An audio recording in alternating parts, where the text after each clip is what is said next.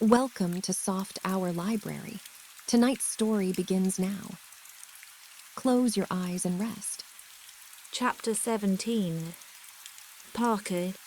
It occurred to me the next morning that under the exhilaration produced by Tin Ho, or the perfect winning, I might have been slightly indiscreet. True, Poirot had not asked me to keep the discovery of the ring to myself. On the other hand, he had said nothing about it whilst at Fernley, and as far as I knew, I was the only person aware that it had been found. I felt distinctly guilty. The fact was by now spreading through King's Abbot like wildfire. I was expecting wholesale reproaches from Poirot any minute. The joint funeral of Mrs. Ferrars and Roger Ackroyd was fixed for 11 o'clock. It was a melancholy and impressive ceremony. All the party from Fernley were there. After it was over, Poirot, who had also been present, took me by the arm and invited me to accompany him back to the Larches. He was looking very grave, and I feared that my indiscretion of the night before had got round to his ears. But it soon transpired that his thoughts were occupied by something of a totally different nature. "See you," he said. "We must act. With your help I propose to examine a witness. We will question him. We will put such fear into him that the truth is bound to come out." "But what witness are you talking of?" I asked, very much surprised. "Parker," said Poirot. "I asked him to be at my house this morning at 12 o'clock. He should await us there at this very minute." "But what do you think?" I ventured, glancing sideways at his face. "I know this, that I am not satisfied." "But you think that it was he who blackmailed Mrs. Ferrars?" "Either that or—" "Well," I said after waiting a minute or two, "my friend, I will say this to you, I hope it was he." But the gravity of his manner and something indefinable that tinged it reduced me to silence. On arrival at the Larches, we were informed that Parker was already there awaiting our return. As we entered the room, the butler rose respectfully. "Good morning, Parker," said Poirot pleasantly. "One instant, I pray of you." But he removed his overcoat and gloves. "Allow me, sir," said Parker, and sprang forward to assist him. He deposited the articles neatly on a chair by the door. Poirot watched him with approval. "Thank you, my good Parker," he said. "Take a seat, will you not? What I have to say may take some time." But Parker seated himself with an apologetic bend of the head. "Now what do you think I asked you to come here for this morning, eh?" Parker coughed. "I understood, sir, that you wished to ask me a few questions about my late master, private-like." "But pray cessament," said Poirot, beaming. "Have you made many experiments in blackmail?" "Sir." The butler sprang to his feet. "Do not excite yourself," said Poirot placidly. "Do not play the farce of the honest, injured man. You know all there is to know about the blackmail, is it not so?" "Sir, I've never been—" "Insulted," suggested Poirot, "in such a way before. Then why, my excellent Parker, were you so anxious to overhear the conversation in Mr. Ackroyd's study the other evening, after you had caught the word blackmail?" "I wasn't. Who was your last master?" rapped out Poirot suddenly. "My last master?" "Yes, the master you were with before you came to Mr. Ackroyd." "But a Major Ellaby, sir." Poirot took the words out of his mouth. "Just so, Major Ellaby." "Major Ellaby was addicted to drugs, was he not? You travelled about with him. When he was in Bermuda there was some trouble. A man was killed. Major Ellaby was partly responsible. It was hushed up. But you knew about it. How much did Major Ellaby pay you to keep your mouth shut?" Parker was staring at him open-mouthed. The man had gone to pieces. His cheeks shook flabbily. "You see me, I have made inquiries," said Poirot pleasantly. "It is as I say. You got a good sum then as blackmail, and Major Ellaby went on paying you until he died. Now I want to hear about your latest experiment." But Parker still stared. "It is useless to deny. Hercule Poirot knows. It is so, what I have said about Major Ellaby, is it not?" As though against his will, Parker nodded reluctantly once. His face was ashen pale. "But I never hurt a hair of Mr. Ackroyd's head," he moaned. "Honest to God, sir, I did. I've been afraid of this coming all the time. And I tell you I didn't kill him." But his voice rose almost to a scream. "I am inclined to believe you, my friend," said Poirot. "You have not the nerve, the courage. But I must have the truth. But I'll tell you anything, sir, anything you want to know. It's true that I tried to listen that night. A word or two I heard made me curious. And Mr. Ackroyd's wanting not to be disturbed, and shutting himself up with the doctor the way he did. It's God's own truth, what I told the police. I heard the word blackmail, sir, and well..." He paused. "You thought there might be something in it for you," suggested Poirot smoothly. Well, yes, I did, sir. I thought that if Mr. Ackroyd was being blackmailed, why shouldn't I have a share of the pickings?" A very curious expression passed over Poirot's face. He leaned forward.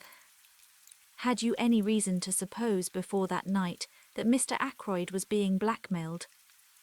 "No, indeed, sir. It was a great surprise to me. Such a regular gentleman in all his habits. But how much did you overhear?" "Not very much, sir. There seemed what I might call a spite against me. Of course I had to attend to my duties in the pantry. And when I did creep along once or twice to the study, it was no use. The first time Dr. Shepherd came out and almost caught me in the act, and another time Mr. Raymond passed me in the big hall and went that way, so I knew it was no use, and when I went with the tray, Miss Flora headed me off." But Poirot stared for a long time at the man, as if to test his sincerity. Parker returned his gaze earnestly.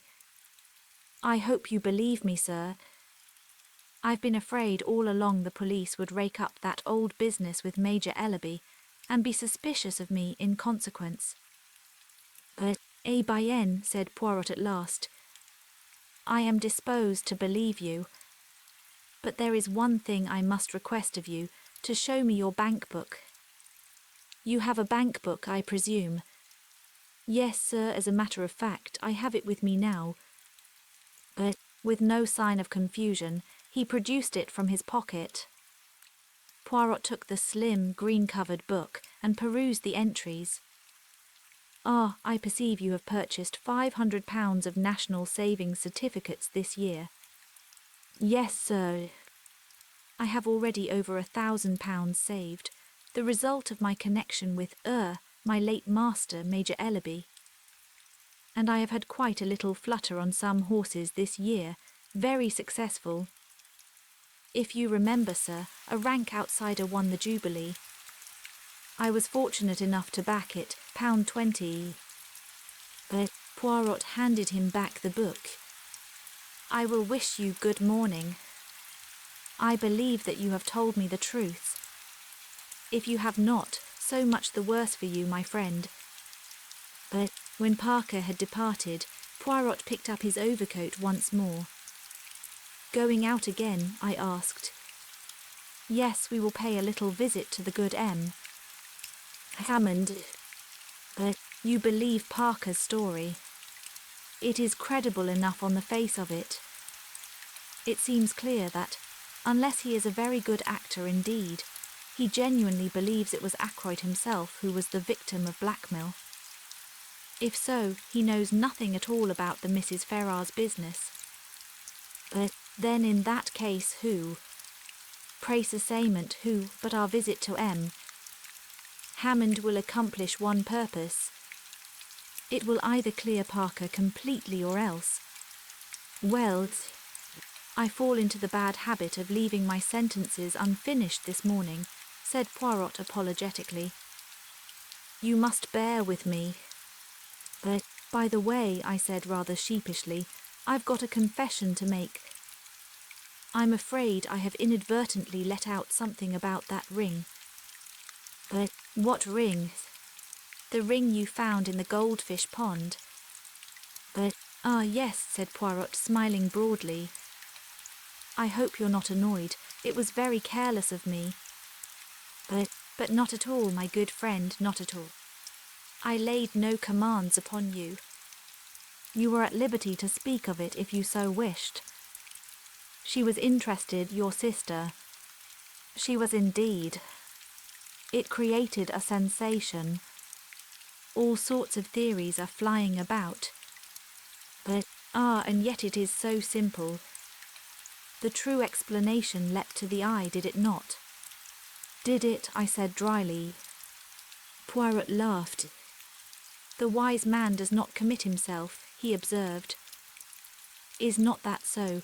But here we are at Mr. Hammond's. The lawyer was in his office, and we were ushered in without any delay. He rose and greeted us in his dry, precise manner. Poirot came at once to the point. Monsieur, I desire from you certain information, that is, if you will be so good as to give it to me. You acted, I understand, for the late Mrs. Ferrars of King's Paddock. I noticed the swift gleam of surprise which showed in the lawyer's eyes, before his professional reserve came down once more like a mask over his face. Certainly. All her affairs passed through our hands. Very good. Now, before I ask you to tell me anything, I should like you to listen to the story, Doctor. Shepherd will relate to you. You have no objection, have you, my friend, to repeating the conversation you had with Mr. Ackroyd last Friday night? Not in the least, I said, and straightway began the recital of that strange evening. Hammond listened with close attention. That is all, I said when I had finished. Blackmail, said the lawyer thoughtfully. You are surprised? Asked Poirot. The lawyer took off his pince-nez and polished them with his handkerchief. No, he replied, I can hardly say that I am surprised. I have suspected something of the kind for some time. But that brings us, said Poirot, to the information for which I am asking. If anyone can give us an idea of the actual sums paid, you are the man, monsieur. But I see no object in withholding the information, said Hammond after a moment or two. During the past year, Mrs. Ferrars has sold out certain securities, and the money for them was paid into her account and not reinvested. As her income was a large one, and she lived very quietly after her husband's death, it seems certain that these sums of money were paid away for some special purpose. I once sounded her on the subject, and she said that she was obliged to support several of her husband's poor relations. I let the matter drop, of course. Until now, I have always imagined that the money was paid to some woman who had a claim on Ashley Ferrars. I never dreamed that Mrs. Ferrars herself was involved. And the amount? Asked Poirot. In all, I should say the various sums totalled at least £20,000. £20,000, I exclaimed. In 1 year. Mrs. Ferrars was a very wealthy woman, said Poirot dryly. And the penalty for murder is not a pleasant one. Is there anything else that I can tell you? Inquired Mr. Hammond. I thank you, no, said Poirot, rising. All my excuses for having deranged you. Not at all, not at all. The word derange, I remarked when we were outside again, is applicable to mental disorder only. Cried Poirot, never will my English be quite perfect. A curious language. I should then have said disarranged, NSC par. Disturbed is the word you had in mind. I thank you, my friend. The word exact, you are zealous for it. What about our friend Parker now? With £20,000 in hand, would he have continued being a butler? G. pence par. It is, of course, possible that he banked the money under another name, but I am disposed to believe he spoke the truth to us. If he is a scoundrel, he is a scoundrel on a mean scale. He has not the big ideas. That leaves us as a possibility Raymond or, well, Major Blunt. Surely not Raymond, I objected, since we know that he was desperately hard up for a matter of £500. That is what he says, yes. And as to Hector Blunt, I will tell you something as to the good Major Blunt, interrupted Poirot. It is my business to make inquiries. I make them. That legacy of which he speaks, I have discovered that the amount of it was close upon £20,000. What do you think of that? I was so taken aback that I could hardly speak. It's impossible, I said at last. A well-known man like Hector Blunt. Poirot shrugged his shoulders. Who knows, at least he is a man with big ideas. I confess that I hardly see him as a blackmailer, but there is another possibility that you have not even considered. What is that? The fire, my friend. Ackroyd himself may have destroyed that letter, blue envelope and all, after you left him. I hardly think that likely, I said slowly. And yet, of course, it may be so. He might have changed his mind. We had just arrived at my house, and on the spur of the moment I invited Poirot to come in and take pot luck. I thought Caroline would be pleased with me, but it is hard to satisfy one's women folk.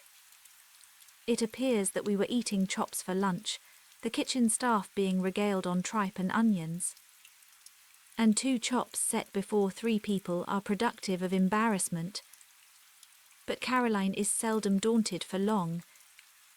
With magnificent mendacity, she explained to Poirot that although James laughed at her for doing so, she adhered strictly to a vegetarian diet. She descanted ecstatically on the delights of nut cutlets, which I am quite sure she has never tasted, and ate a Welsh rarebit with gusto and frequent cutting remarks as to the dangers of flesh foods. Afterwards, when we were sitting in front of the fire and smoking, Caroline attacked Poirot directly. Not found Ralph Patten yet, she asked. Where should I find him, mademoiselle? I thought perhaps you'd found him in Cranchester, said Caroline, with intense meaning in her tone. Poirot looked merely bewildered. In Cranchester, but why in Cranchester? I enlightened him with a touch of malice. One of our ample staff of private detectives happened to see you in a car on the Cranchester road yesterday, I explained.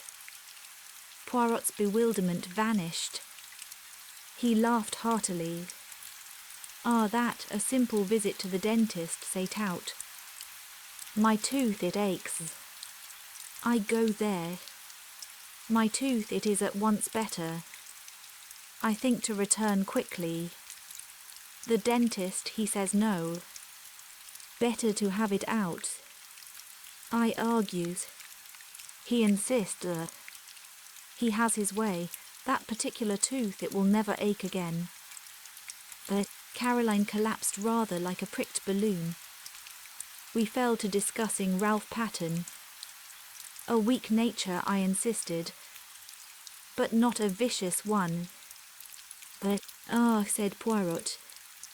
But weakness, where does it end? Exactly, said Caroline. Take James here, weak as water, if I weren't about to look after him. My dear Caroline, I said irritably, can't you talk without dragging in personalities? You are weak, James, said Caroline, quite unmoved. I'm 8 years older than you are. Oh, I don't mind M. Poirot knowing that. I should never have guessed it, mademoiselle, said Poirot, with a gallant little bow. 8 years older. But I've always considered it my duty to look after you. With a bad bringing up, heaven knows what mischief you might have got into by now.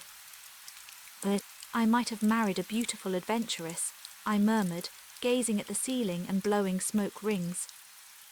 Adventuress, said Caroline with a snort. If we are talking of adventuresses. She left the sentence unfinished. Well, I said with some curiosity. Nothing. But I can think of someone not 100 miles away. But then she turned to Poirot suddenly. James sticks to it that you believe someone in the house committed the murder. All I can say is you're wrong. But I should not like to be wrong, said Poirot. It is not, how do you say, my métier. I've got the facts pretty clearly, continued Caroline, taking no notice of Poirot's remark, from James and others. As far as I can see of the people in the house, only 2 could have had the chance of doing it. Ralph Patten and Flora Ackroyd. But, my dear Caroline, now James, don't interrupt me.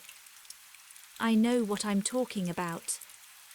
Parker met her outside the door, didn't he? He didn't hear her uncle saying good night to her. She could have killed him then and there. But, Caroline, but I'm not saying she did, James. I'm saying she could have done. As a matter of fact, though Flora is like all these young girls nowadays, with no veneration for their betters and thinking they know best on every subject under the sun, I don't for a minute believe she'd kill even a chicken. But there it is. Mr. Raymond and Major Blunt have alibis. Mrs. Ackroyd's got an alibi. Even that Russell woman seems to have one, and a good job for her it is she has. Who is left? Only Ralph and Flora, and say what you will, I don't believe Ralph Patten is a murderer. A boy we've known all our lives. But Poirot was silent for a minute, watching the curling smoke rise from his cigarette. When at last he spoke, it was in a gentle, faraway voice that produced a curious impression. It was totally unlike his usual manner. Let us take a man, a very ordinary man. A man with no idea of murder in his heart. There is in him somewhere a strain of weakness, deep down. It has so far never been called into play. Perhaps it never will be, and if so he will go to his grave honoured and respected by everyone. But let us suppose that something occurs. He is in difficulties, or perhaps not that even. He may stumble by accident on a secret involving life or death to someone. And his first impulse will be to speak out, to do his duty as an honest citizen.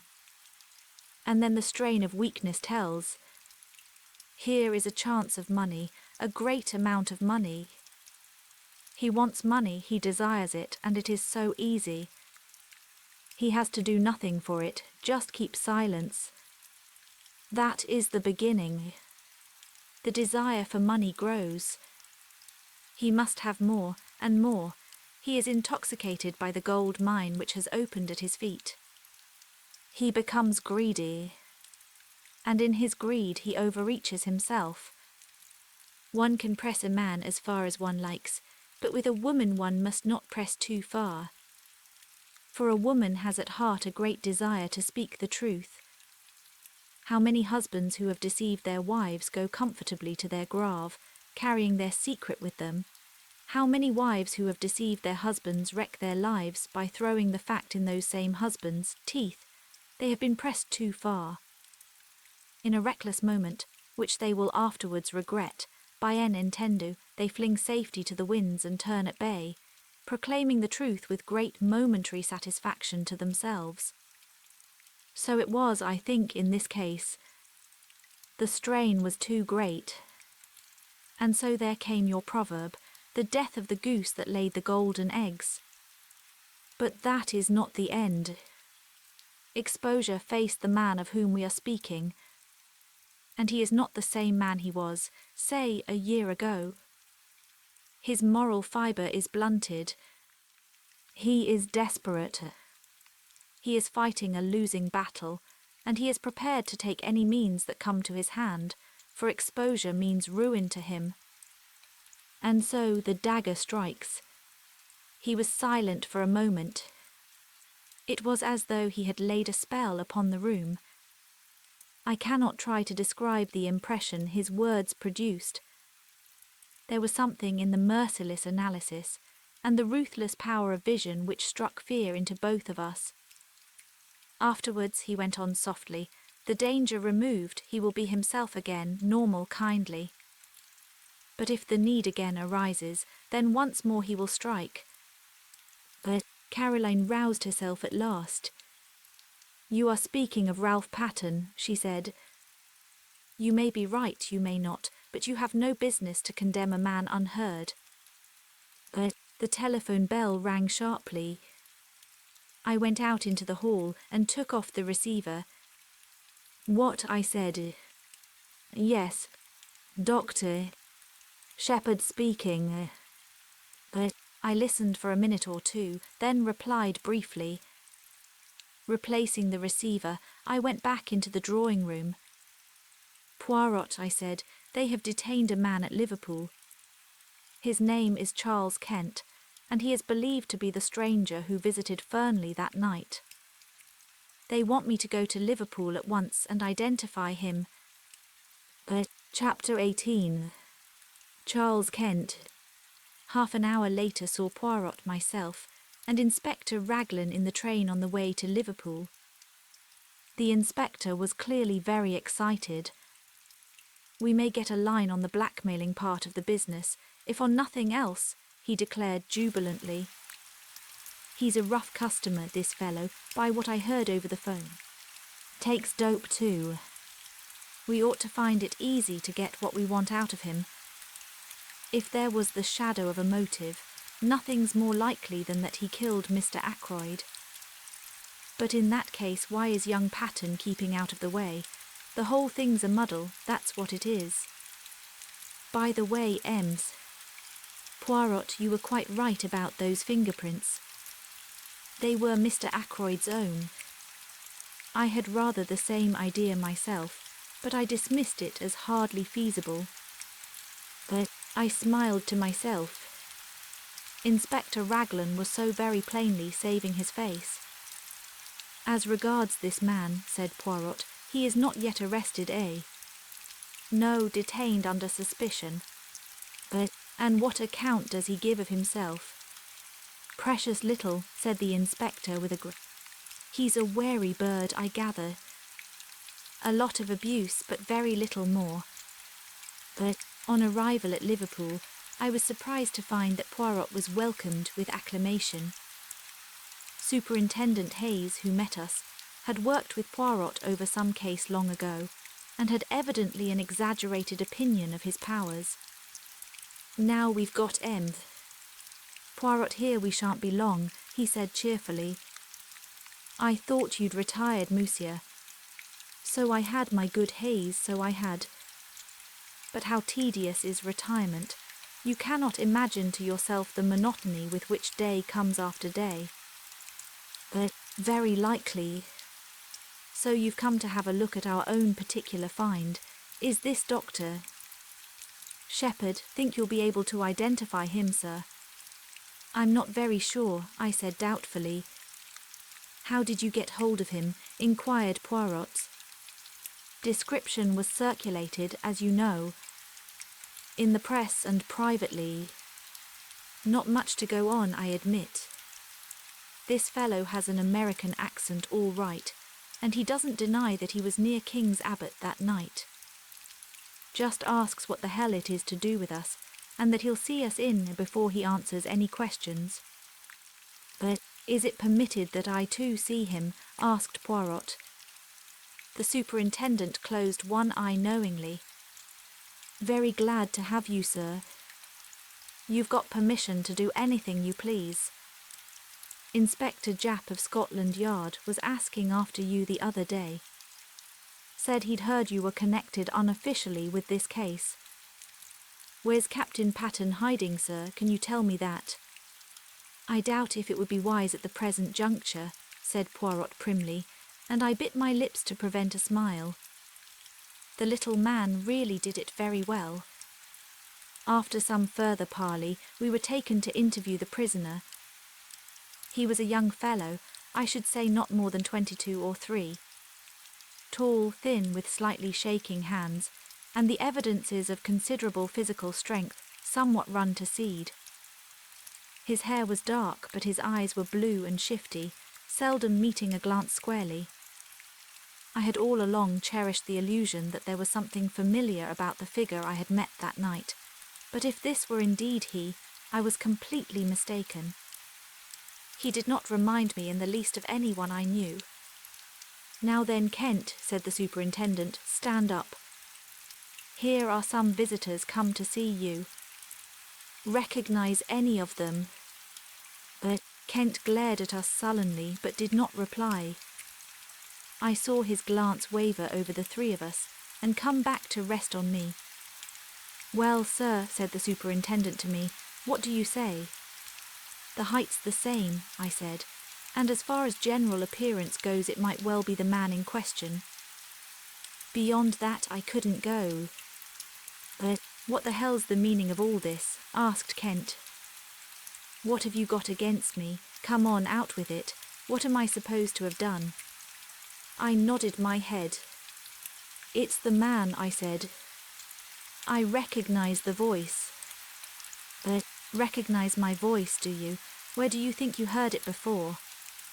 On Friday evening last, outside the gates of Fernley Park. You asked me the way there. I did I? Do you admit it? Asked the inspector. I don't admit anything. Not till I know what you've got on me. Have you not read the papers in the last few days? Asked Poirot, speaking for the first time. The man's eyes narrowed. So that's it, is it? I saw an old gent had been croaked at Fernley. Trying to make out I did the job, are you? You were there that night, said Poirot quietly. How do you know, mister? By this. Poirot took something from his pocket and held it out. It was the goose quill we had found in the summer house. At the sight of it the man's face changed. He half held out his hand. Snow, said Poirot thoughtfully. No, my friend, it is empty. It lay where you dropped it in the summer house that night. Charles Kent looked at him uncertainly. You seem to know a hell of a lot about everything, you little foreign cock duck. Perhaps you remember this. The papers say that the old gent was croaked between 9:45 and 10 o'clock. That is so, agreed Poirot. Yes, but is it really so? That's what I'm getting at. This gentleman will tell you, said Poirot. He indicated Inspector Raglan. The latter hesitated, glanced at Superintendent Hayes, then at Poirot, and finally, as though receiving sanction, he said, That's right. Between 9:45 and 10 o'clock. Then you've nothing to keep me here for, said Kent. I was away from Fernley Park by 25 minutes past 9. You can ask at the Dog and Whistle. That's a saloon about a mile out of Fernley on the road to Cranchester. I kicked up a bit of a row there, I remember. As near as nothing to 9:45 it was. How about that? Inspector Raglan wrote down something in his notebook. Well, demanded Kent. Inquiries will be made, said the inspector. If you've spoken the truth, you won't have anything to complain about. What were you doing at Fernley Park anyway? Went there to meet someone. Who? That's none of your business. You'd better keep a civil tongue in your head, my man. the superintendent warned him. To hell with a civil tongue. I went there on my own business, and that's all there is to it. If I was clear away before the murder was done, that's all that concerns the cops. Your name it is Charles Kent, said Poirot. Where were you born? The man stared at him, then he grinned. I'm a full-blown Britisher all right, he said. Yes, said Poirot meditatively, I think you are. I fancy you were born in Kent. The man stared. Why that, because of my name? What's that to do with it? Is a man whose name is Kent bound to be born in that particular county? Under certain circumstances I can imagine he might be, said Poirot very deliberately. Under certain circumstances you comprehend. There was so much meaning in his voice as to surprise the two police officers. As for Charles Kent, he flushed a brick red, and for a moment I thought he was going to spring at Poirot. He thought better of it, however, and turned away with a kind of laugh. Poirot nodded as though satisfied, and made his way out through the door. He was joined presently by the two officers. We'll verify that statement, remarked Raglan. I don't think he's lying, though. But he's got to come clear with a statement as to what he was doing at Fernley. It looks to me as though we'd got our blackmailer all right. On the other hand, granted his story's correct, he couldn't have had anything to do with the actual murder. He'd got £10 on him when he was arrested, rather a large sum. I fancy that £40 went to him. The numbers of the notes didn't correspond, but of course he'd have changed them first thing. Mr. Ackroyd must have given him the money, and he made off with it as fast as possible. What was that about Kent being his birthplace? What's that got to do with it? Nothing whatever, said Poirot mildly. A little idea of mine, that was all.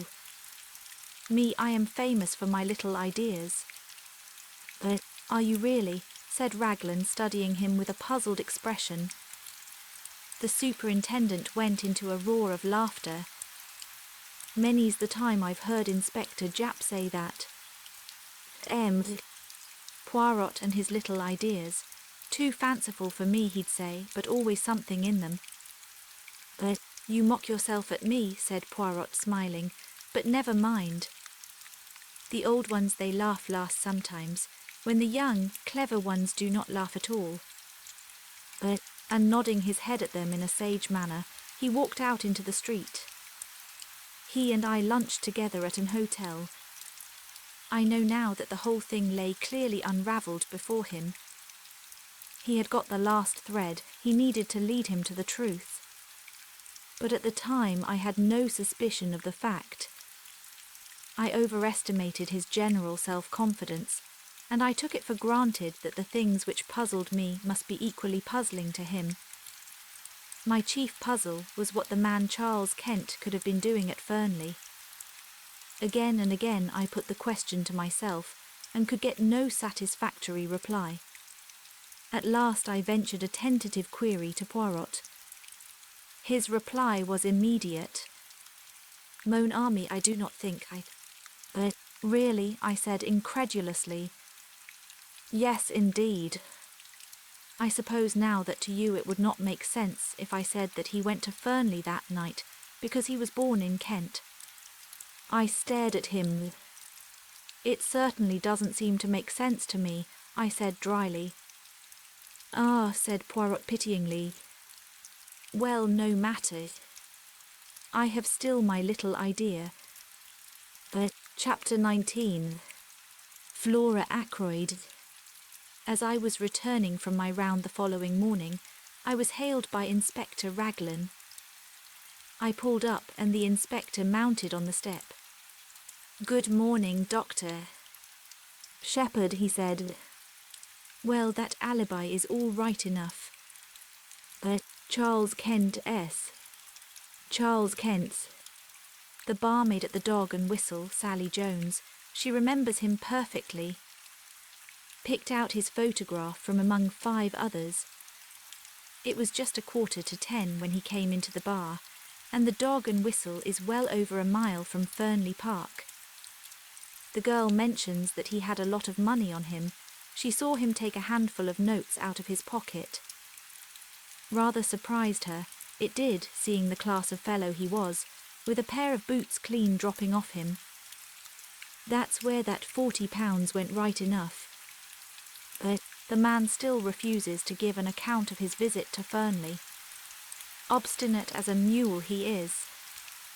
I had a chat with Hayes at Liverpool over the wire this morning. But Hercule Poirot says he knows the reason the man went there that night, I observed. Does he? Cried the inspector eagerly. Yes, I said maliciously. He says he went there because he was born in Kent. But I felt a distinct pleasure in passing on my own discomfiture. Raglan stared at me for a moment or two uncomprehendingly. Then a grin overspread his weaselly countenance, and he tapped his forehead significantly. Bit gone here, he said. I've thought so for some time. Poor old chap, so that's why he had to give up and come down here. In the family, very likely. He's got a nephew who's quite off his crumpet. But Poirot has, I said, very surprised. Yes. Hasn't he ever mentioned him to you? Quite docile, I believe, and all that, but mad as a hatter, poor lad. But who told you that? Again a grin showed itself on Inspector Raglan's face. Your sister, Miss Shepherd, she told me all about it. But really, Caroline is amazing. She never rests until she knows the last details of everybody's family secrets. Unfortunately, I have never been able to instill into her the decency of keeping them to herself. Jump in, Inspector, I said, opening the door of the car. We'll go up to the Larches together and acquaint our Belgian friend with the latest news. But might as well, I suppose. After all, even if he is a bit balmy, it was a useful tip he gave me about those fingerprints. He's got a bee in his bonnet about the man Kent, but who knows, there may be something useful behind it. But Poirot received us with his usual smiling courtesy. He listened to the information we had brought him, nodding his head now and then. Seems quite okay, doesn't it? Said the inspector rather gloomily. A chap can't be murdering someone in one place when he's drinking in the bar in another place, a mile away. But are you going to release him? Don't see what else we can do. We can't very well hold him for obtaining money on false pretences. Can't prove a ruddy thing. But the inspector tossed a match into the grate in a disgruntled fashion. Poirot retrieved it and put it neatly in a little receptacle designed for the purpose. His action was purely mechanical. I could see that his thoughts were on something very different. If I were you, he said at last, I should not release the man Charles Kent yet. But what do you mean? Raglan stared at him. What I say. I should not release him yet. But you don't think he can have had anything to do with the murder, do you? I think probably not, but one cannot be certain yet. But haven't I just told you? Poirot raised a hand protestingly. Mais oui. I heard. I am not deaf nor stupid, thank the good God. But see you approach the matter from the wrong premises is not that the word. The inspector stared at him heavily. I don't see how you make that out. Look here, we know Mr. Ackroyd was alive at 9:45. You admit that, don't you? Poirot looked at him for a moment, then shook his head with a quick smile. I admit nothing that is not proved. Well, we've got proof enough of that.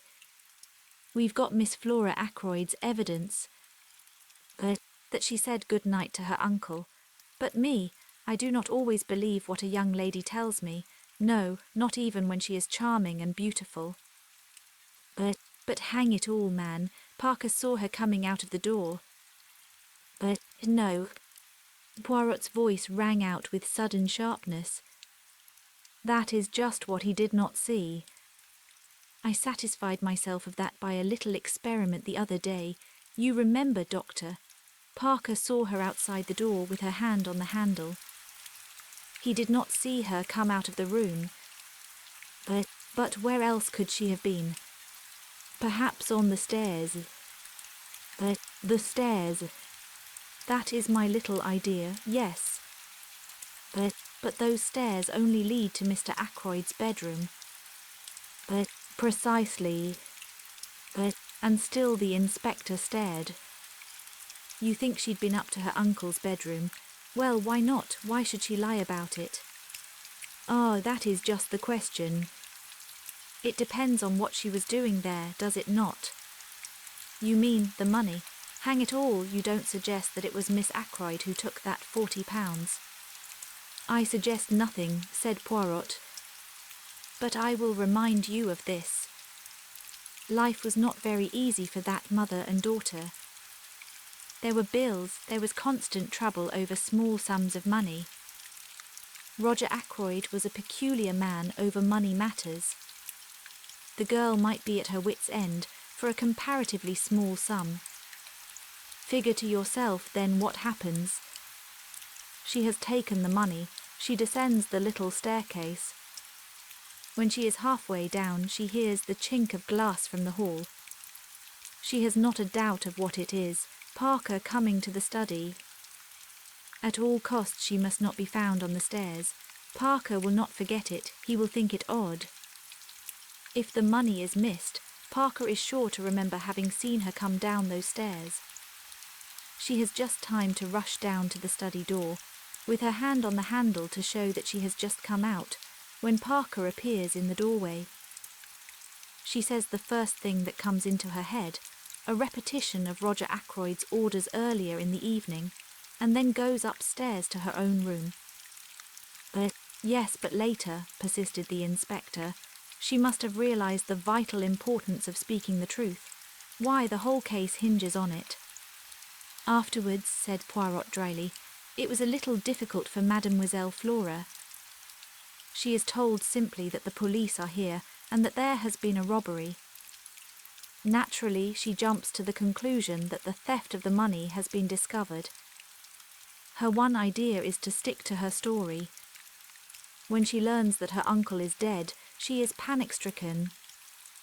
Young women do not faint nowadays, monsieur, without considerable provocation. There it is.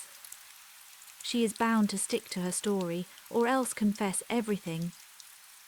And a young and pretty girl does not like to admit that she is a thief, especially before those whose esteem she is anxious to retain. But Raglan brought his fist down with a thump on the table. I'll not believe it, he said. It's not credible. And you've known this all along. The possibility has been in my mind from the first, admitted Poirot. I was always convinced that Mademoiselle Flora was hiding something from us. To satisfy myself, I made the little experiment I told you of. Doctor, Shepherd accompanied me. A test for Parker, you said it was, I remarked bitterly. Mon ami, said Poirot apologetically. As I told you at the time, one must say something. The inspector rose. There's only one thing for it, he declared. We must tackle the young lady right away. You'll come up to Fernley with me, Ems. Poirot. Certainly. Doctor. Shepherd will drive us up in his car. But I acquiesced willingly. On inquiry for Miss Ackroyd, we were shown into the billiard room. Flora and Major Hector Blunt were sitting on the long window seat. Good morning, Miss Ackroyd, said the inspector. Can we have a word or two alone with you? Blunt got up at once and moved to the door. "What is it?" asked Flora nervously. "Don't go, Major Blunt." "He can stay, can't he?" she asked, turning to the inspector. "That's as you like," said the inspector dryly. "There's a question or two it's my duty to put to you, miss, but I'd prefer to do so privately, and I dare say you prefer it also." But Flora looked keenly at him. I saw her face grow whiter. Then she turned and spoke to Blunt. "I want you to stay, please. Yes, I mean it. Whatever the inspector has to say to me, I'd rather you heard it." But Raglan shrugged his shoulders. "Well, if you will have it so, that's all there is to it. Now, Miss Ackroyd, Poirot here has made a certain suggestion to me. He suggests that you weren't in the study at all last Friday night, that you never saw Mr. Ackroyd to say good night to him, that instead of being in the study you were on the stairs leading down from your uncle's bedroom when you heard Parker coming across the hall." But Flora's gaze shifted to Poirot. He nodded back at her. "Mademoiselle, the other day, when we sat round the table, I implored you to be frank with me. What one does not tell to Papa Poirot he finds out. It was that, was it not? See, I will make it easy for you. You took the money, did you not?" "The money," said Blunt sharply. There was a silence which lasted for at least a minute. Then Flora drew herself up and spoke. Poirot is right. I took that money. I stole.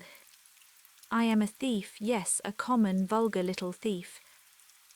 Now you know, I am glad it has come out. It's been a nightmare these last few days." She sat down suddenly and buried her face in her hands. She spoke huskily through her fingers. "You don't know what my life has been since I came here. Wanting things, scheming for them, lying, cheating, running up bills, promising to pay. Oh, I hate myself when I think of it all. That's what brought us together, Ralph and I. We were both weak, I understood him, and I was sorry, because I'm the same underneath. We're not strong enough to stand alone, either of us. We are weak, miserable, despicable things." But she looked at Blunt and suddenly stamped her foot. "Why do you look at me like that, as though you couldn't believe? I may be a thief, but at any rate I'm real now. I'm not lying any more. I'm not pretending to be the kind of girl you like, young and innocent and simple. I don't care if you never want to see me again. I hate myself, despise myself, but you've got to believe one thing. If speaking the truth would have made things better for Ralph, I would have spoken out. But I've seen all along that it wouldn't be better for Ralph. It makes the case against him blacker than ever. I was not doing him any harm by sticking to my life." But Ralph, said Blunt. "I see always Ralph." "But you don't understand," said Flora hopelessly. "You never will." But she turned to the inspector. "I admit everything. I was at my wits' end for money. I never saw my uncle that evening after he left the dinner table. As to the money, you can take what steps you please. Nothing could be worse than it is now." Suddenly she broke down again, hid her face in her hands and rushed from the room. "Well," said the inspector in a flat tone, "so that's that." But he seemed rather at a loss what to do next. Blunt came forward. "Inspector Raglan," he said quietly, "that money was given to me by Mr. Ackroyd for a special purpose. Miss Ackroyd never touched it. When she says she did, she is lying with the idea of shielding Captain Patten. The truth is as I said, and I am prepared to go into the witness box and swear to it." But he made a kind of jerky bow, then turning abruptly, he left the room. Poirot was after him in a flash. He caught the other up in the hall. "Monsieur, a moment, I beg of you, if you will be so good." But, well, sir. Blunt was obviously impatient. He stood frowning down on Poirot. "It is this," said Poirot rapidly. "I am not deceived by your little fantasy." "No, indeed. It was truly Miss Flora who took the money. All the same, it is well imagined what you say. It pleases me. It is very good what you have done there. You are a man quick to think and to act." "But I'm not in the least anxious for your opinion, thank you," said Blunt coldly. He made once more as though to pass on, but Poirot, not at all offended, laid a detaining hand on his arm. "Ah, but you are to listen to me. I have more to say. The other day I spoke of concealments. Very well, all along have I seen what you are concealing. Mademoiselle Flora, you love her with all your heart. From the first moment you saw her, is it not so? Oh, let us not mind saying these things. Why must one in England think it necessary to mention love as though it were some disgraceful secret? You love Mademoiselle Flora. You seek to conceal that fact from all the world. That is very good, that is as it should be. But take the advice of Hercule Poirot. Do not conceal it from Mademoiselle herself." But Blunt had shown several signs of restlessness whilst Poirot was speaking, but the closing words seemed to rivet his attention. "What do you mean by that?" he said sharply. "You think that she loves the Capitaine Ralph Pattern, but I, Hercule Poirot, tell you that that is not so. Mademoiselle Flora accepted Captain Pattern to please her uncle, and because she saw in the marriage a way of escape from her life here which was becoming frankly insupportable to her. She liked him, and there was much sympathy and understanding between them.